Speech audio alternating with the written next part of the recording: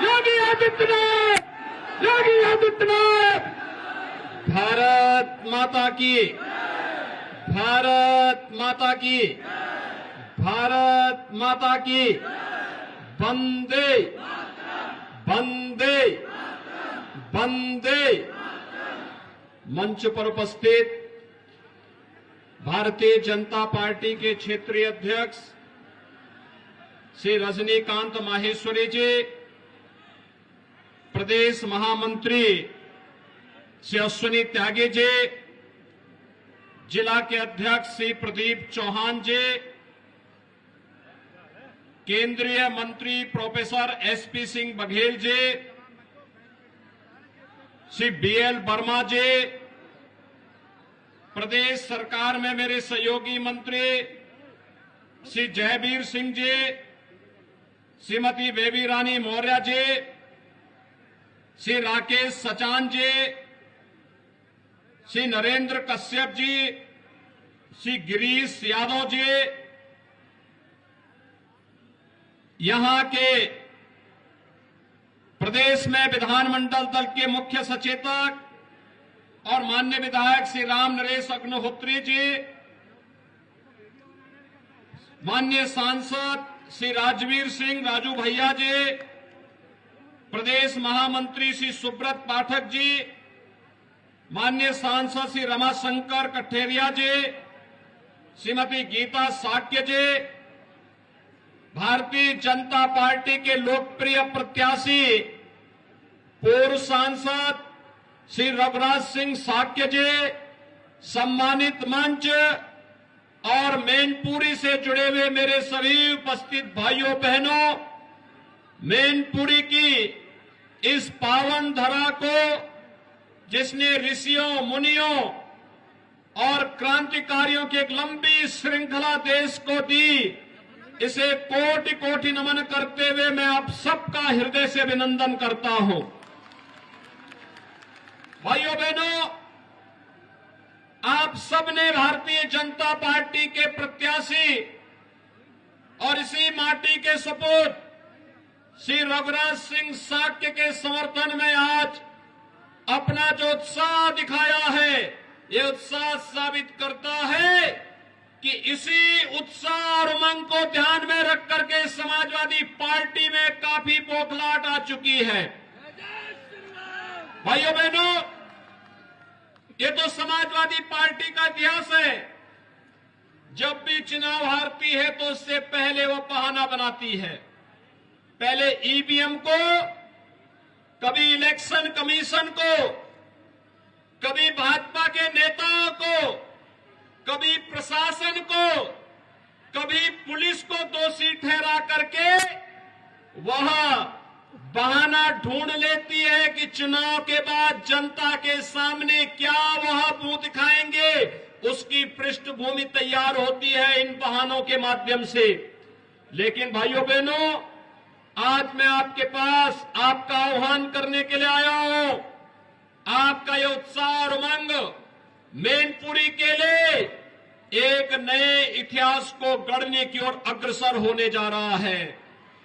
मैं सबसे पहले मैनपुरी भोगावा की उस जनता जनार्दन के प्रति आभार व्यक्त करता हूं, जिन्होंने विगत विधानसभा चुनाव के दौरान भारतीय जनता पार्टी के प्रत्याशी श्री जयवीर सिंह और श्री राम नरेश अग्निहोत्री जी को भारी बहुमत से विजयी बना करके उत्तर प्रदेश में सरकार गठन में अपना योगदान दिया। भाइयों बहनों, मैं करहल और किसनी के उन कार्यकर्ता और उन सभी जनता जनार्दन का भी हार्दिक अभिनंदन करता हूं, जिन्हें बिना भय के, जिन्होंने भारतीय जनता पार्टी के प्रत्याशियों को जिताने के लिए अपना योगदान दिया था।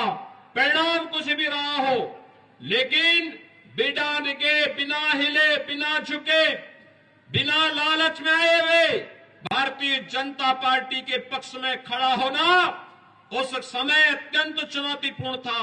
और मेरे लिए वे सभी वरीय हैं जिन्होंने इससे ऊपर उठ करके भारतीय जनता पार्टी को अपना समर्थन दिया। भाइयों बहनों, मैं पिछले कुछ दिनों से समाजवादी पार्टी के इस कथित समाजवादी पार्टी परिवार के मुंह से कुछ बातें सुन रहा हूं। कह रहे हैं कि हमने मैनपुरी को पहचान दिलाई। मुझे आश्चर्य हुआ। भाइयों बहनों, महर्षि च्यवन की ये भूमि है, महर्षि श्रृंगी की ये भूमि है, महर्षि वेदव्यास का यहां पर तपोभूमि है और उनके आश्रम आज भी यहां मौजूद है। भव्य सूर्य मंदिर के लिए मैनपुरी जाना जाता था और यहां पर 7वीं 8वीं शताब्दी में तो सैकड़ों आश्रम इस मैनपुरी क्षेत्र में पाए जाते थे, जो इस बात को प्रमाणित करता है मैनपुरी का इतिहास उतना ही पुराना है जितना पुराना भारत के अंदर मानव समाज और सभ्यता का है। लेकिन उसको झुठला करके उस पहचान के साथ अपने आप को जोड़ने की बजाय ये दिखाने का प्रयास करना कि मैनपुरी का इतिहास तो केवल सिपाही खानदान के साथ है।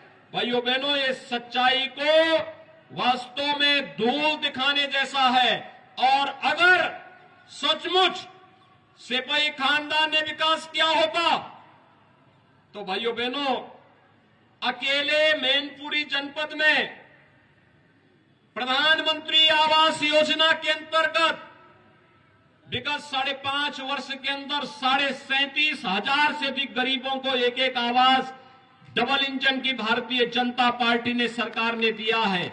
ये आवास आखिर इन गरीबों को 4-4 बार समाजवादी पार्टी की सरकार रहने पर क्यों नहीं उपलब्ध हो पाए?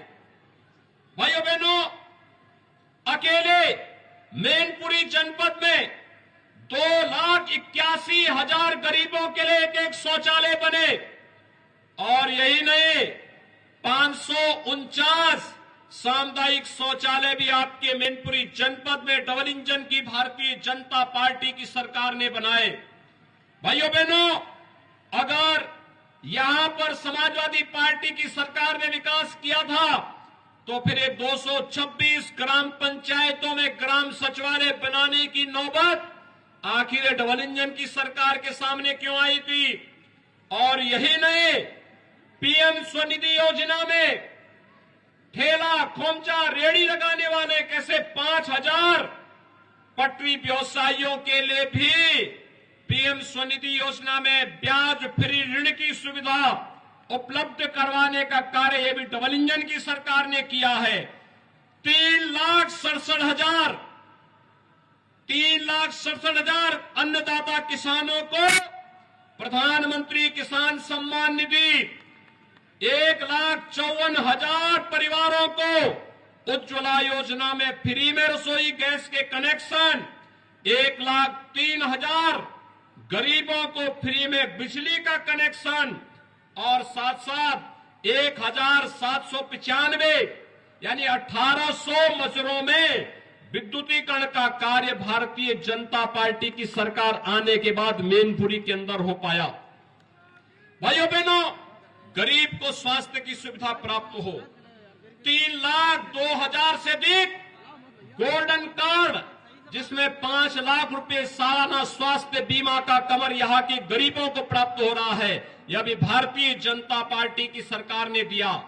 5,000 महिलाओं को मातृवंदना योजना का लाभ और 97,900 वृद्धजनों को वृद्धावस्था पेंशन, 33,400 से अधिक निराश्रित महिलाओं को निराश्रित महिला पेंशन और 13,200 दिव्यांग जनों को दिव्यांग पेंशन में 12,000 रुपए सालाना ये भारतीय जनता पार्टी की डबल इंजन की सरकार दे रही है। और भाइयों बहनों, कन्या सुमंगला योजना में भी 10,000 बालिकाओं को इस योजना के साथ जोड़ने का कार्य हो रहा है। तो मुख्यमंत्री सामूहिक विवाह योजना में 2,500 बेटियों की शादी भी इस योजना के अंतर्गत यहां पर संपन्न हुआ है। भाइयों बहनों, ये कुछ आंकड़े हैं जो मैनपुरी जनपद की सच्चाई को आपके सामने रखती है और इसीलिए आज मैं आपसे कहने के लिए आया हूं। भाइयों बहनों, कोरोना कालखंड में आपने देखा होगा, कोरोना कालखंड की बात छोड़िए, 8 महीने पहले विधानसभा के चुनाव हुए थे। मैनपुरी में हमारे विधायक, प्रदेश सरकार के मंत्री, वे लगातार मैनपुरी में रहते हैं। भोगांव से हमारे विधायक श्री राम नरेश अग्निहोत्री लगातार जनता की सेवा में है। करहल में आपने जिन्हें विधायक चुन करके भेजा, भाइयों बहनों, करहल में जीतने के बाद दूसरी बार जनता जनार्दन ने उनके दर्शन नहीं किए होंगे और 27 बार करहल में जनता जनार्दन की सेवा के लिए केंद्रीय मंत्री प्रोफेसर एसपी सिंह बघेल ही बार बार वहां गए हैं। किसनी में हमारे कार्यकर्ता गए हैं। लेकिन भाइयों बहनों, कभी भी समाजवादी पार्टी के लोग एक बार करते हैं और इसलिए अब इसका नाम तो समाजवादी रखना भी मुझे लगता है यह अपने आप में जनता को भ्रम में डालने जैसा है। इन्होंने विकास कराया होगा, अपना किया है, अपने परिवार का किया है, अपने परिवार के बाहर किसी का नहीं किया है। किसी अन्य गरीब का जिसने भी उभरने का प्रयास किया उसके साथ क्या कुछ हुआ यह हर व्यक्ति जानता है। और भाइयों बहनों, आज तो मुझे आप सबको बताते हुए एक नया रहस्य मैं आपको बता रहा हूं। ये समाजवाद, ये जेपी का समाजवाद नहीं है, डॉक्टर लोहिया का समाजवाद भी नहीं है। चचा शिवपाल तो डॉक्टर लोहिया के बारे में लिखते हैं, लेकिन उनको स्वयं नहीं मालूम होता है कि वे क्या लिख रहे हैं। उनको स्वयं नहीं मालूम है। ये समाजवाद के जो अलग अलग ब्रांड हैं वह एक खानदान में भी देखे जा सकते हैं। भाइयों बहनों, शिवपाल जी का जो समाजवाद है वह है जिसकी लाठी उसकी भैंस, यानी ये लठैत समाजवाद है इनका। प्रोफेसर राम गोपाल यादव का समाजवाद वह पूंजीवाद में बदल गया है।